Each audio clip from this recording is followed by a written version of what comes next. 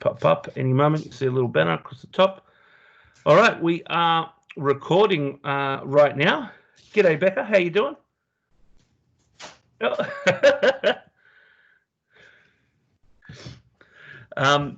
So with me today is the very lovely Andrea Tolley. How you doing, Andrea? I'm great, Brett. How are you? Very good. So we've got we're in different time zones. We're even in different days. I'm sitting at about 10 a.m. on July the 5th. I can tell you it's a bit chilly. It's a beautiful blue sky, but we're middle of winter here in Australia, and I'm assuming it's nice and warm in the Northern Hemisphere right now. It is. So we're going to get started. We're going to talk about the Bitmoji classroom, or more specifically, the virtual classroom. I know it's become a bit of a buzzword, a bit of a key interesting topic, and we'll deep dive into that now. I'm going to share my PowerPoint, and we'll move through these slides. Like I said, we're actually going to break this up into about 3 different sections. We'll have a little quick look at what exactly the Bitmoji classroom is, what exactly the virtual classroom is. Then we will shift to Andrea's experiences with the Bitmoji classroom, and then my alternatives to using Bitmoji to achieve the same sort of pedagogical effect. So with that in mind, let me, oopsie daisy. No, gosh, clicking on everything. Clicking on everything except the things that I need. Click away, man. Click away. Oh, I hope that's not flicking everywhere. That's Is that neat. flicking everywhere for you guys? I've got a black screen right now. Come on. What are you doing, Salakas? Ah! I can't anything right now. Wow. All right. Let's try that again. I'm going to click share. I'm going to include audio, and I'm going to go to my screen. All right. I'll let you guys all see my messy desktop for a brief second then. And now we can begin. All right. So creating a virtual Bitmoji classroom. Obviously, we have Andrea Tolley from Tennessee. And myself, Brett Salakas from Australia. He is a team to work with you. And you can probably judge there how accurate or not accurate we are with our Bitmoji representations as we move through. So see this beautiful shot. I do love my country very much. July the 4th today for a lot of Americans. I know it's a day that is quite important to many people in America who are joining us right now. That symbol, that beautiful red earth symbol that we have, and I might even just out of respect just take off my background while I do this. I want to actually share with you all a tradition that we have in Australia, and that is to acknowledge the First Nations peoples of our world, and certainly acknowledge the land and the original custodians of the lands that we all gather. Today, I'm coming at you from Sydney in Australia, and certainly I'm coming from the place where the Gadigal people were the first original custodians of the land in which I now work and live and operate. And I acknowledge that all of us gathering here come from many different lands from around the world. You would have seen in that image I had before that beautiful red desert sand from the heart of Australia, and that's a very powerful symbol, especially in the representation on the Aboriginal flag. We have this gorgeous red section, and I actually have with me here in this cup, I don't know if you can see, but I actually have an artist friend, an Indigenous artist, one of my brothers, who uses traditional materials to incorporate in his artwork, in his paints, and get all the colors. And I've got this. He brought me back from the deserts of Australia, from the central Australia, a big selection of this gorgeous red earth. And I have this here that I just have sitting on my desk, actually, in this container, and I get to have basically this lovely reminder of the heart of Australia, the core of our values, what we believe in, and what we're all about, particularly for our First Nations people. And in all First Nations customs, there was that sense of community, that sense of coming together, of storytelling, of sharing knowledge. And it dawns on me that today, when we gather on lands from around the world, we're actually keeping that same tradition alive, that storytelling, that gathering, that oral telling of information and sharing of knowledge. So I want to thank everybody here who has come to participate, to share, to learn. And I want to acknowledge all my Indigenous brothers and sisters and all First Nations peoples on the lands that we all gather today. Now, with that in mind, I'd like to move forward and continue with our presentation. So,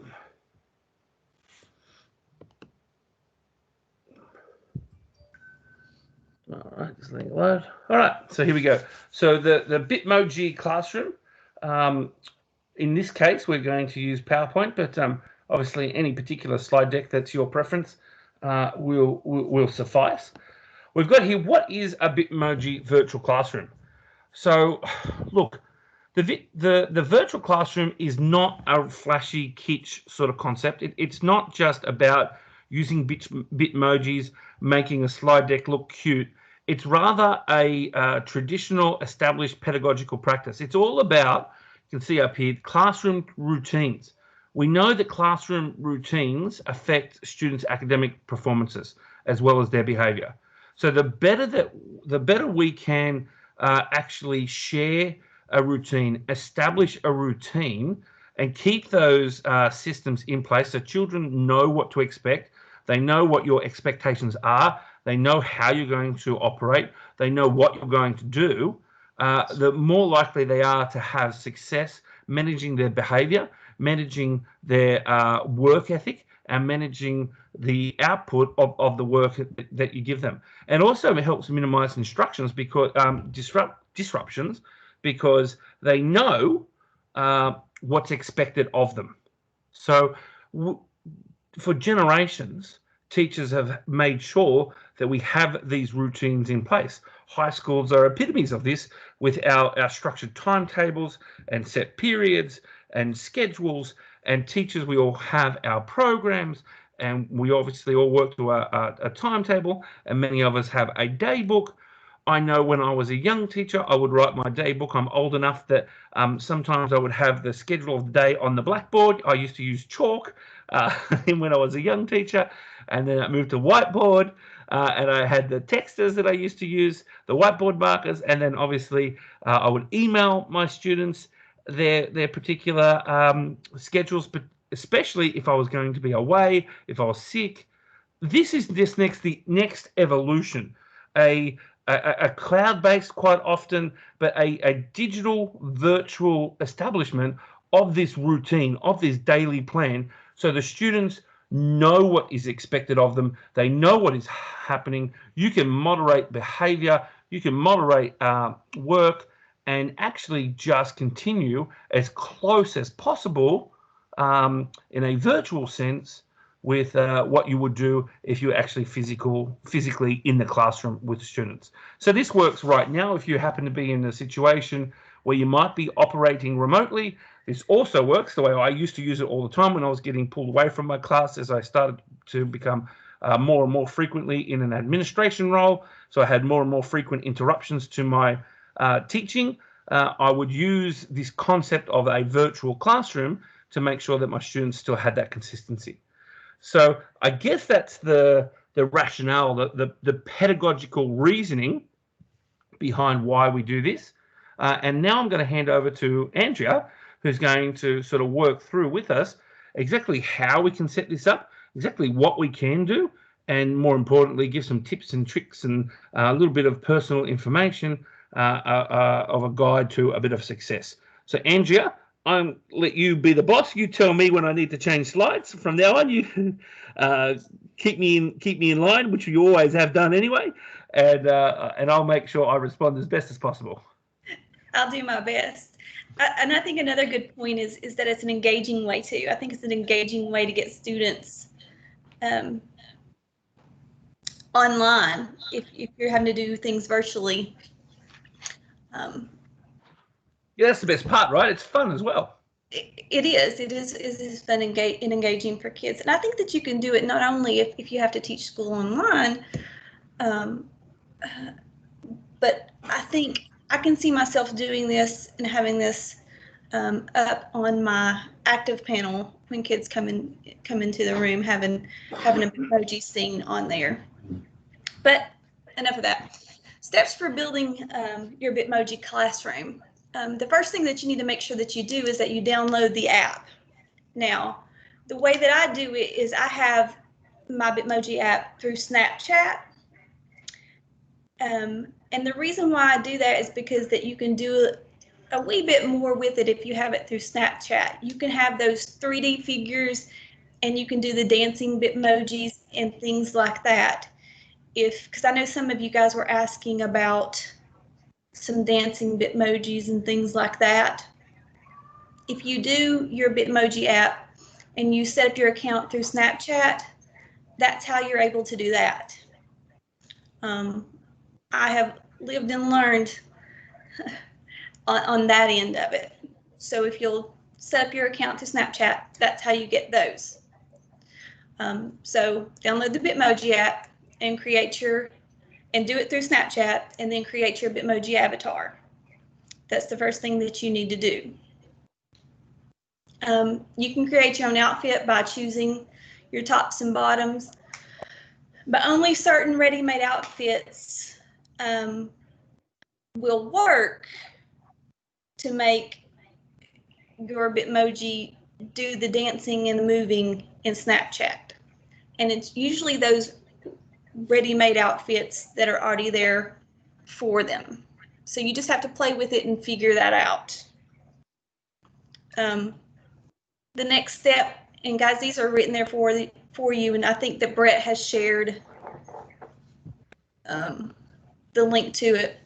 Yeah, I've shared the link, and the copy of this video will be available on the Q website as well. So you'll be able to come back and refer to this at any time. Okay.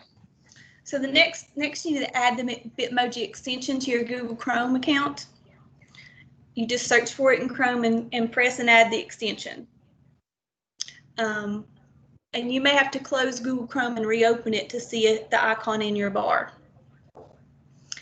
After you do the adding of the Bitmoji app, then you open a blank slide in PowerPoint. If any text box appear, you need to delete those first thing.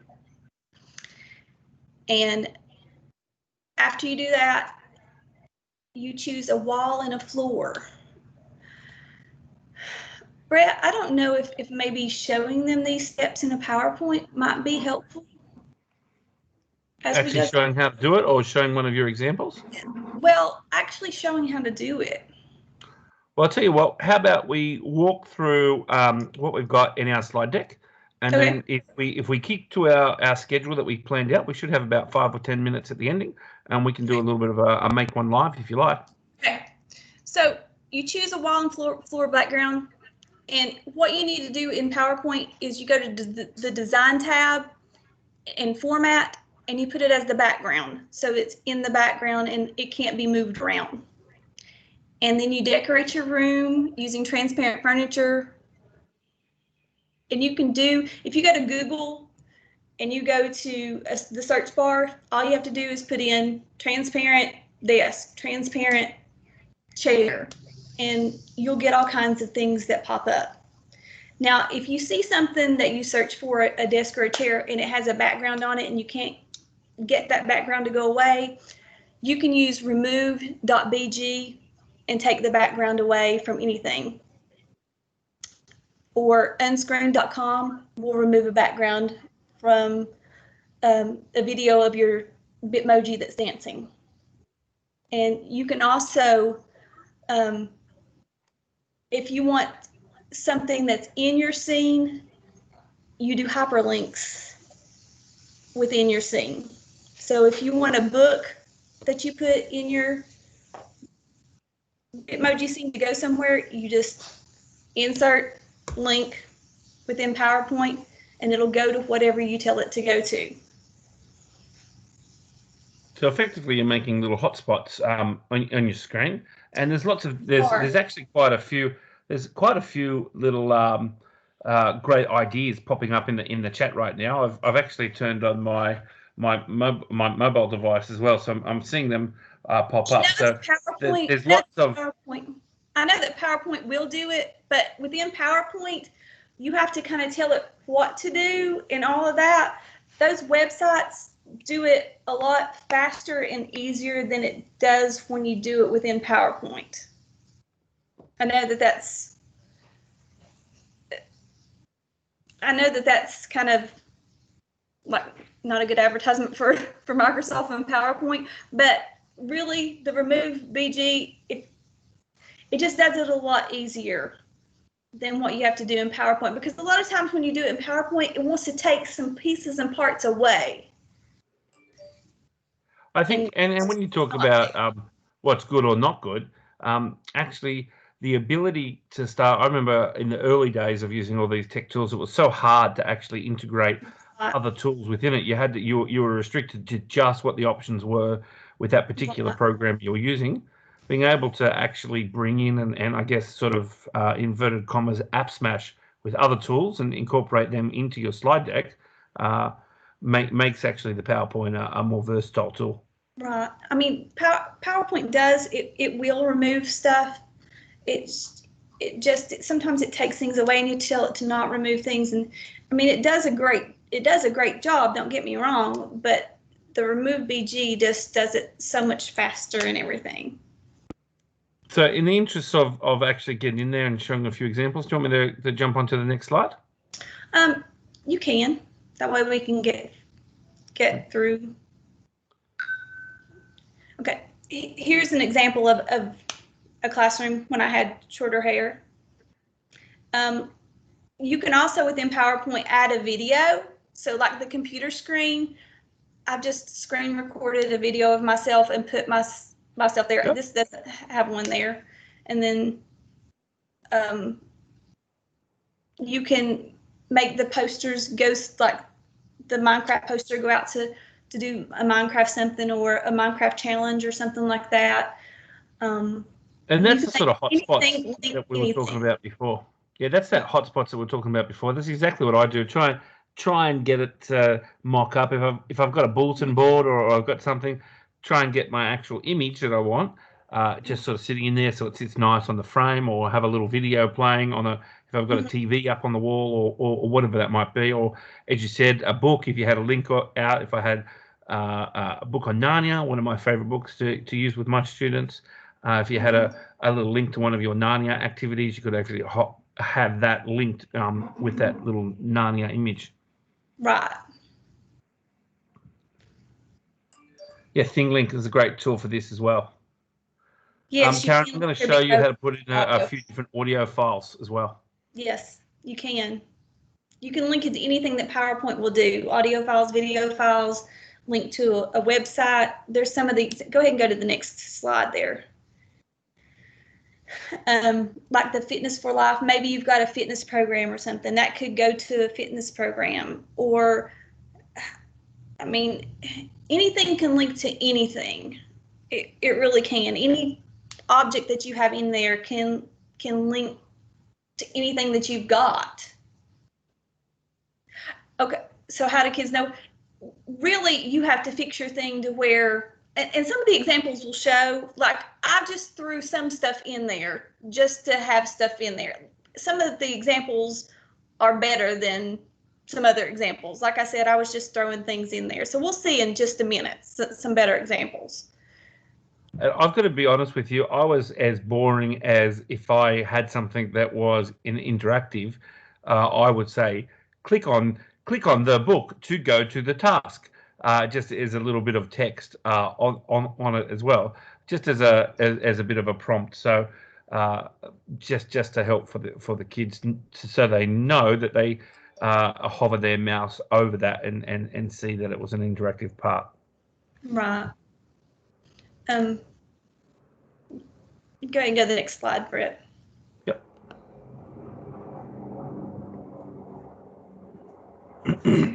Now, making your Bitmoji dance with Snapchat.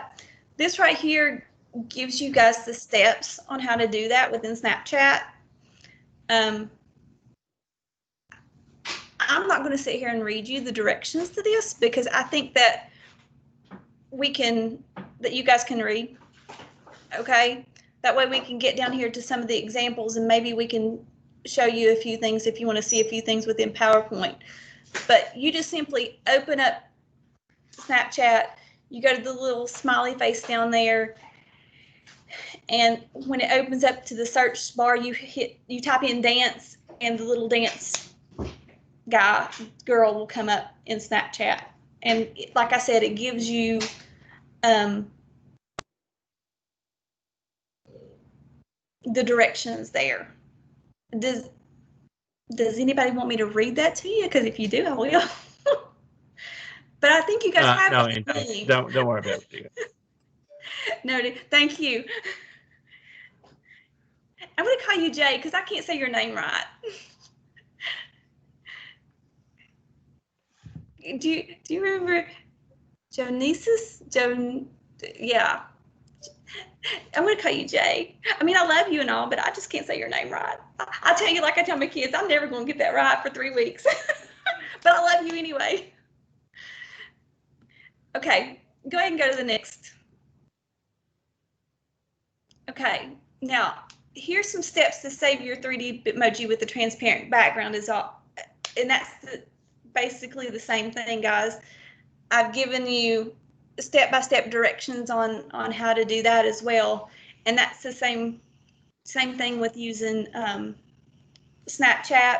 You have to have a white piece of paper to put back there, and you use the unscreen.com to do that, and you change it to a GIF, and you can drop those into your whatever scene that you've got. Once again, I don't think I need to read you the directions. Yeah. You've got those step-by-step directions.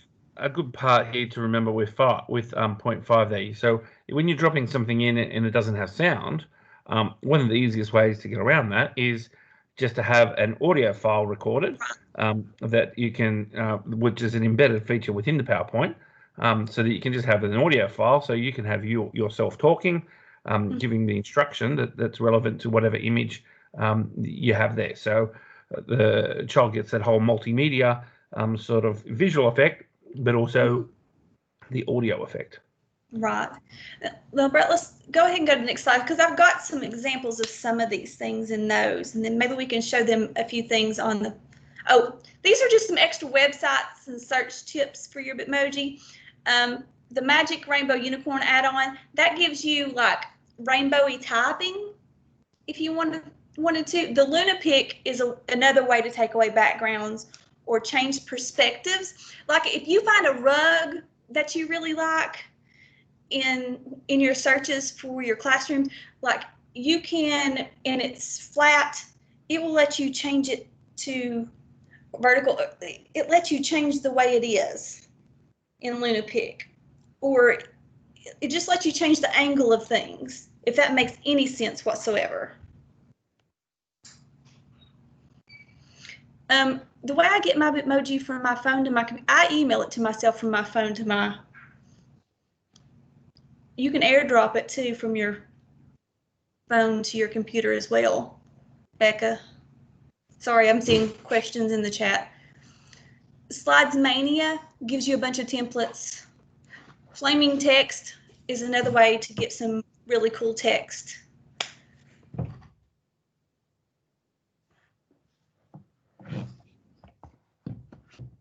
But those are all some just websites that you can use and get neat stuff for your classrooms and things like that.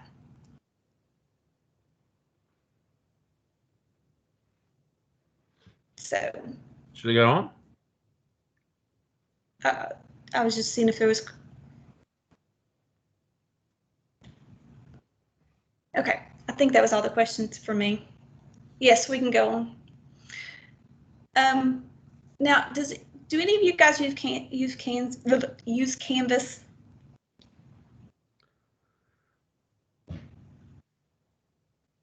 Okay, so when I build my Bitmoji stuff, because this right here took me a long time to figure this out, because when my friend came to me and she wanted to do the Bitmoji classroom thing, I was like, well, everybody doesn't Google, you know, we're a Microsoft school. And she's like, I know, I want you to figure it out. And I was like, great, thank you. I appreciate it. So I also had to figure out how to use it in Canvas, because we have to do everything in Canvas as well. So my challenge was, how do I get the PowerPoint to Canvas?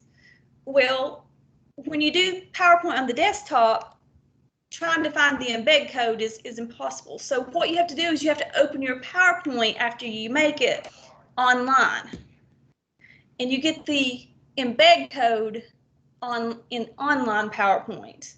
You go to File and Share, and that's where you get the embed code, so that you can copy that embed code to put it in Canvas online. So there's some steps for adding your Bitmoji classroom to Canvas. That's how you have to do it. You have to open that PowerPoint that you've made online, an online PowerPoint, to get the embed code to apply it to Canvas. So, because that took me forever to figure out. So I added that to it. There's you a few instructions.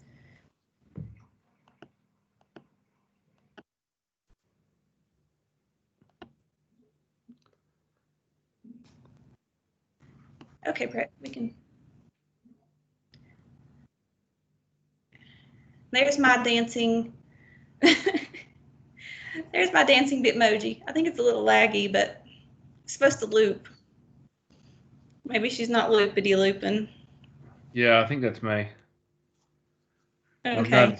I've noticed my flow here's a little bit glitchy. Okay. But there's my 3D Bitmoji dancing out the window. So. And what have you set up these notepads down here? How would you use those, Andrea? You could do days of the week there. You could do different subjects there. You could do anything there. It's really up to you. I think this is one that I got from that somebody had given me. So you've got a few examples. So we have a look at a couple of them. Yeah, we can just go through the examples if you want to. Yeah, I think so. Like I said, these are lots that people have given me. So this is, as I was saying before, I noticed my thing was glitching out. I'm not sure if if I've got any video feed or not. Just let me know. But this is what I was saying before. You just get your image or your animation or your video, and you just sort of place it over the part that you might want. Here, for example, you've obviously got your little whiteboard, you've got your links. You can have a couple of key points. So you could have links to any documents that you want. If you've got your students period 1, this is the task I want you to do. Period 2, or this is the slide for history. Period 3, and you might have the activities sort of listed up here. Again, that regular routine things to do. Yeah, some of them are, like I said, good. I was just running out of steam. Minimalistic look, I like it. Minimalistic classroom. I was just running out of steam. Yeah, just nice examples. So it doesn't have to be anything too flash. I think this is the whole point. I think people get caught up with the whole concept of Bitmoji, and it's got to have all the bells and whistles. It's got to be all pretty and bright. But realistically, if we come back to what is the pedagogical purpose of it, the pedagogical purpose of this is to have that established routine, to embed the steps, the activities, the expectations in a visually appealing, easy to share a format to students, and that's the purpose. The Bitmoji part just makes it more visually appealing for the students and gives them some cultural context with people at their appropriate age. But actually, the text, the links, this is all the craft of the teacher. It's all the skill of the teacher. You'll still be doing your lessons, setting up your routine, setting up your expectations. It's the art of teaching still here. We're just using this Bitmoji virtual classroom as the medium in which to actually share that information. And you've got a nice simplistic one here. Look at that. Well, that right there was just, like I said, I was still making some, just, yeah, you can just scroll through them pretty fast, and we'll go ahead and get through the rest of it there. That way they have plenty of time at the end to ask any questions that they may have. Yeah, yeah. The big show, what did you have something, did you want to say anything particularly for the big show? Or was that just in reference to the fact that my students think I look like the Big Show WWE wrestler? I'm about the same size. I mean, that could be like a recording of a concert or something musical, or it was just for different ideas. For variation. Yeah. Things that people have shared with me.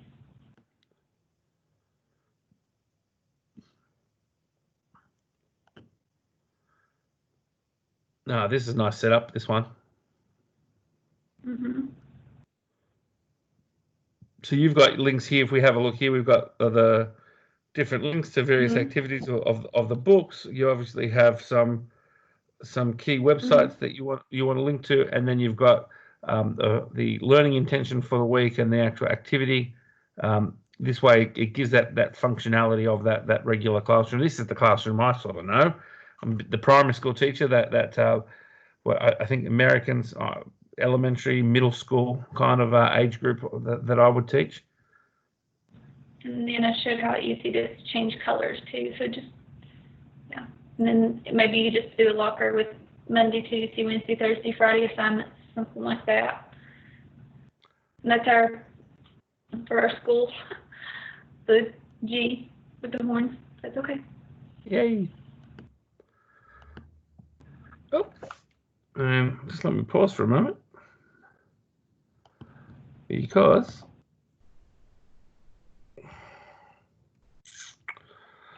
I just want to grab now. Let me jump and just check something.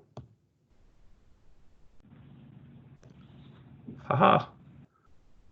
Because we looped somehow away from where I want it to be. Mm-hmm. I think my bandwidth's playing a few tricks on me. All right, can you see the screen again?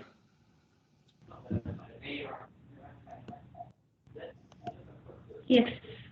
Yeah. It's another variation of that lesson that you had up for us.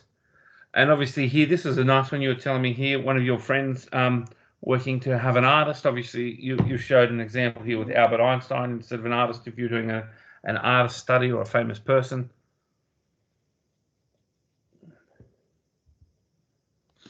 All right. So thank you so much, Andrea.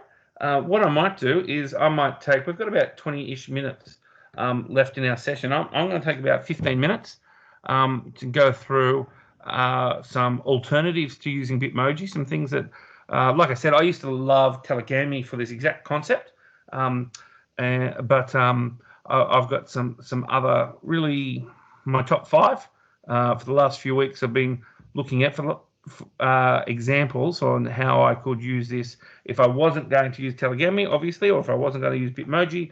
What could be an example? Unfortunately, it goes to show how quick technology changes. I've been out of the classroom in the office full time for about a year, and Telegami has gone the way of the dodo. So time to reskill and look at a few things.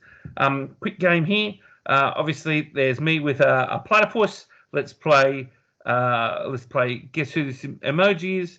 Andrea, or anyone else who can beat Andrea, who do you think this emoji was that I was trying to show here? No guesses? Michael Jordan. Woohoo! Michael Jordan. Winner. Winner, winner, chicken dinner.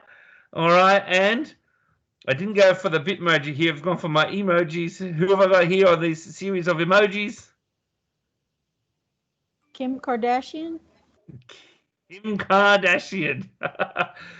So obviously it's got like a when we use these types of things, part of the bonus and part of the benefit of it is to be able to have that cultural reference and be able to have, I guess, what a lot of people would call learning hooks, because if we are linking in and connecting in with the world of our students, we're working with them at their level, we're making our presentation more personalized and actually connecting with their learning.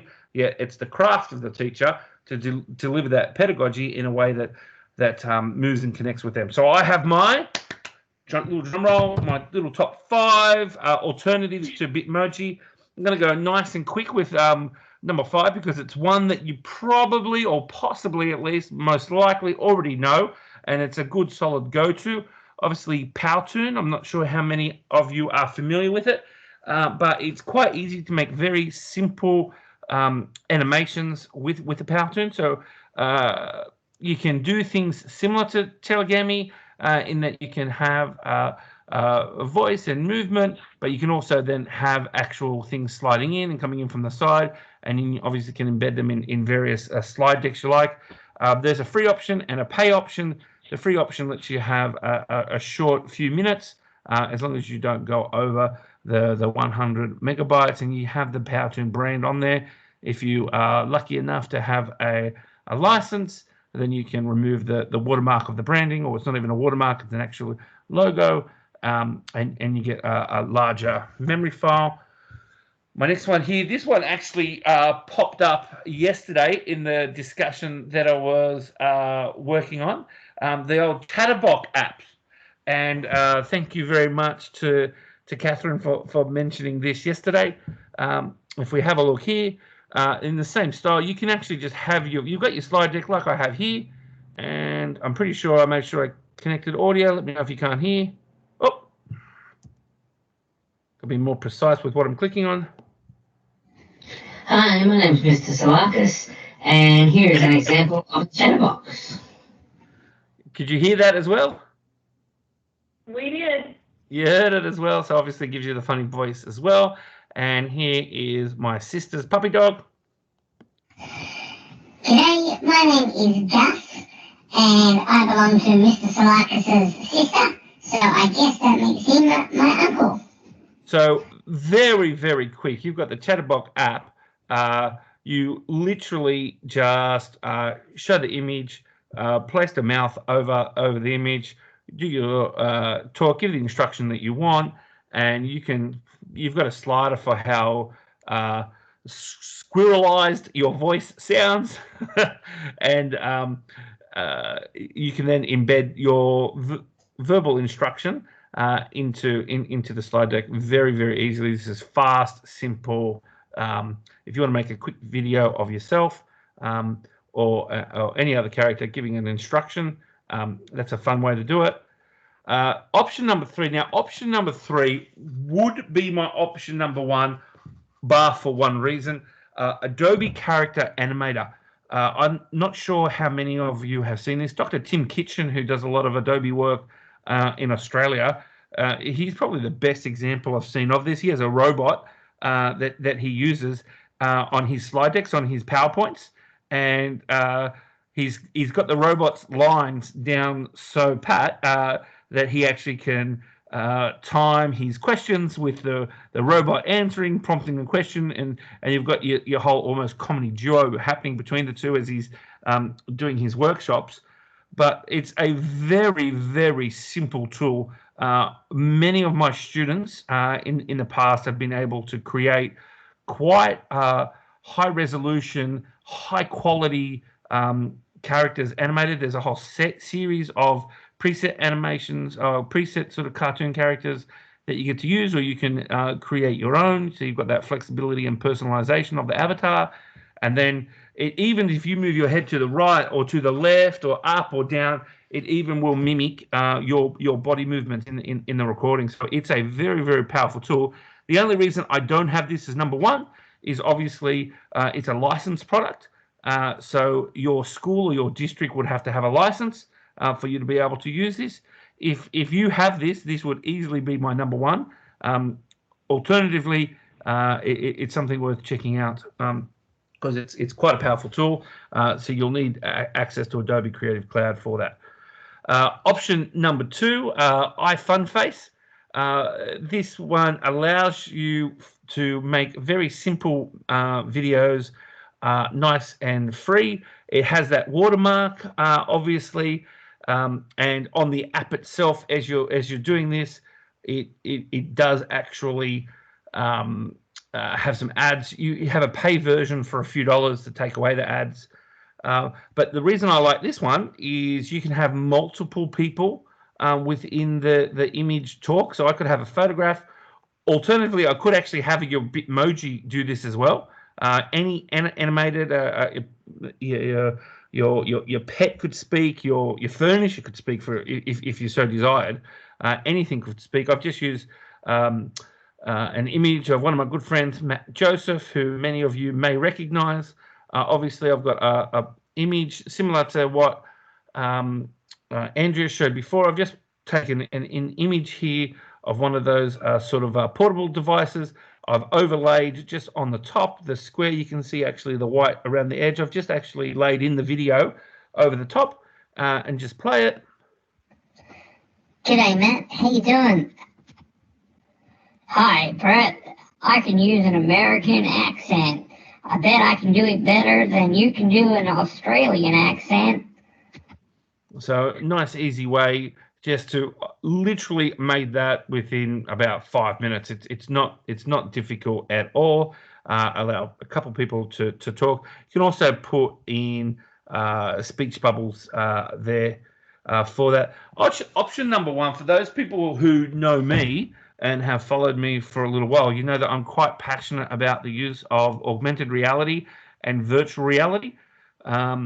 This tool here, Blabberize, does something similar to some of those other tools in that it has that chatterboxy type of mouth, but you actually get the augmented reality feature here as well. So already on the still shot there, you can see a photograph of myself, and actually I've put myself sitting on top of the computer, my computer, and you can see the Bitmoji of Andrea just behind me. So you actually have the augmented reality. You could physically be in the classroom and actually have yourself in the classroom and share that with your students so that they're getting this this digital connection to the place of their school. They're getting the visual connection of you as their teacher. They're getting the audio connection of you giving the instruction. And again, you're then embedding that in this virtual classroom environment of here's your first period, here's your lesson, here's your activity. I think it's a very, very powerful tool because then you're not only getting that pedagogical sense of that research-backed knowledge of having that routine being effective for learning. You're getting the fun of the whole Bitmoji engaging aspect of the classroom because you're setting it up in your PowerPoint. You've got your slides set up, but then you're also getting that emotional connection, that personalized. That is my teacher. I can see them. That is my school. I can see it. That is the sounds that I recognize and I'm familiar with.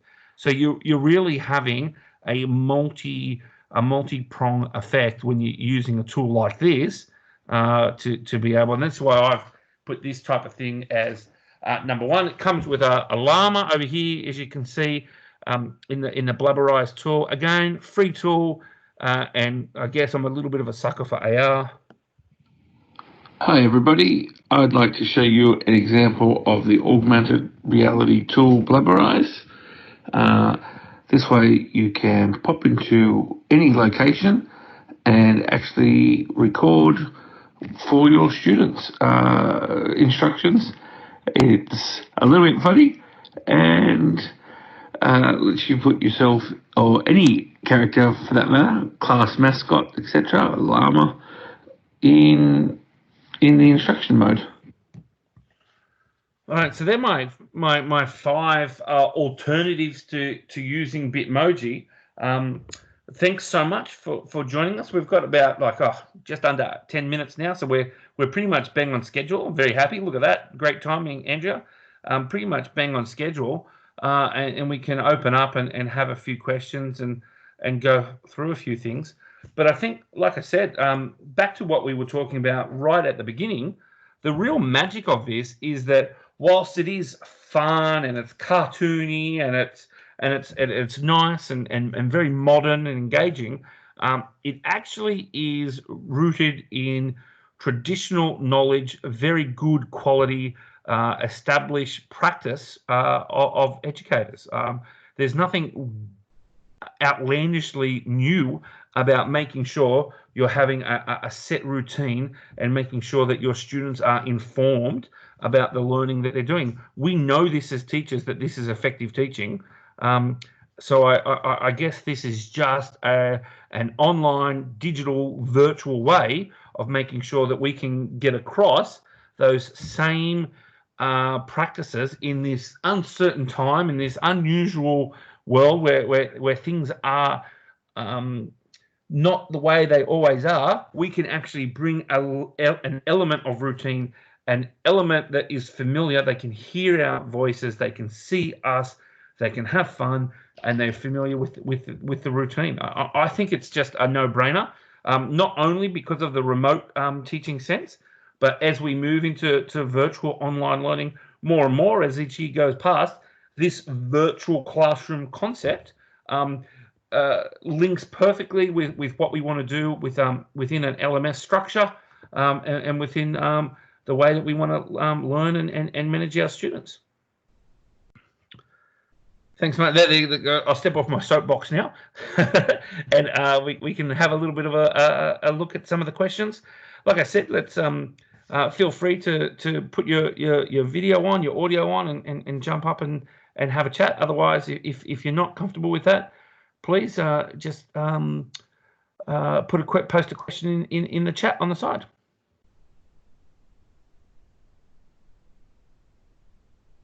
Nia, already using Blabber Eyes, love it. You made it with a talking alien pickle with your students.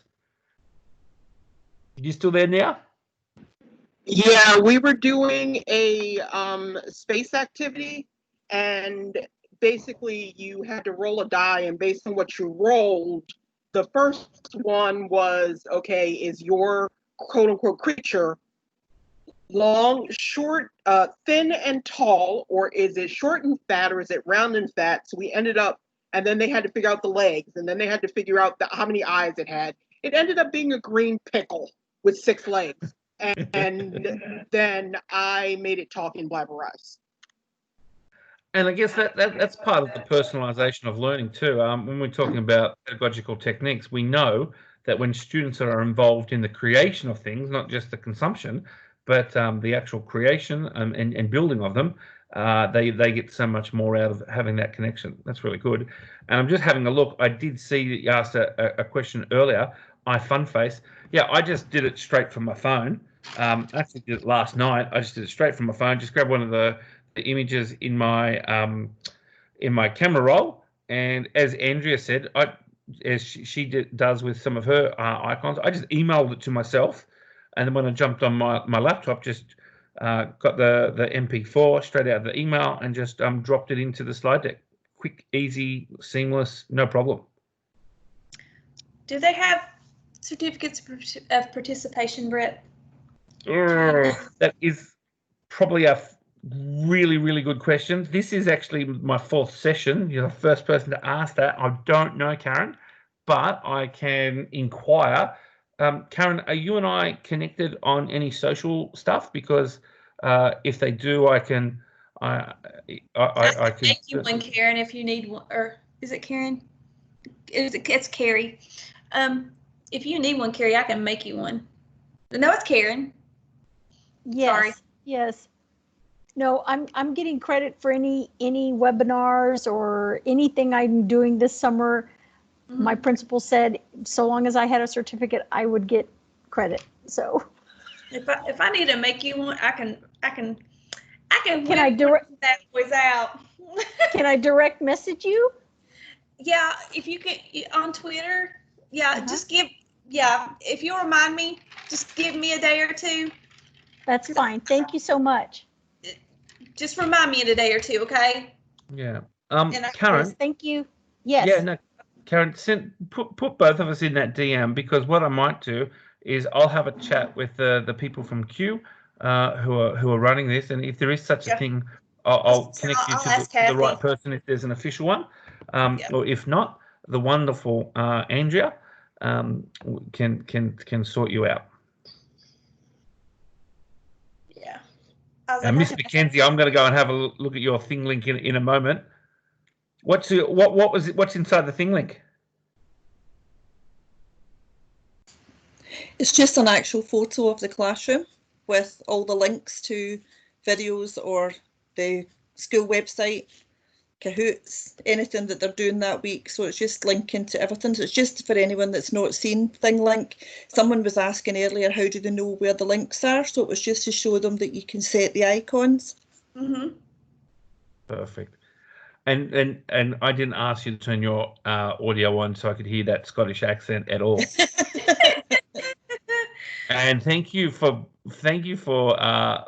your commitment too, because I am remembering from last time we spoke that it is probably about 2 a.m. where you are right now. Yep, it's 5 to 2. Oh, you're a machine. Well done. Look at you, up and sharing at 2 a.m. And not even just passively taking on things, but actually sharing outwards. This is why I love I have one that I done being organised. as a competition. I'll put that one on. Hold on. Becca, I can see that message there about Q there with the individual presenters having certificates. Well, I dare say it that Andrea and I can put something together for you.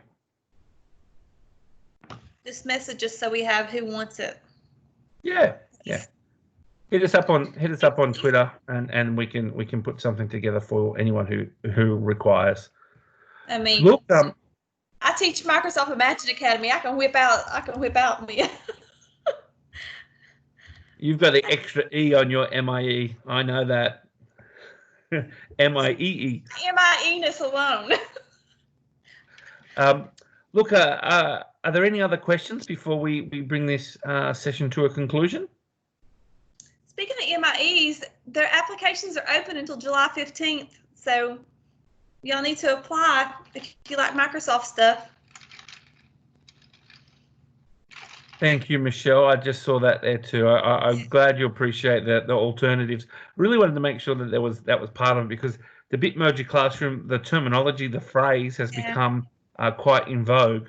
And if you just take it at that shallow level, then it kind of loses the whole point of setting up that virtual interactive classroom. If you need any help with the MIEE stuff, the application stuff, just message me on Twitter and I'll help you. Oh, sorry, I'm off on another tangent. Sorry. No, you're fine. I do fine. that. Well, you know what I might do is how about I stop the recording now? Okay. And as the recording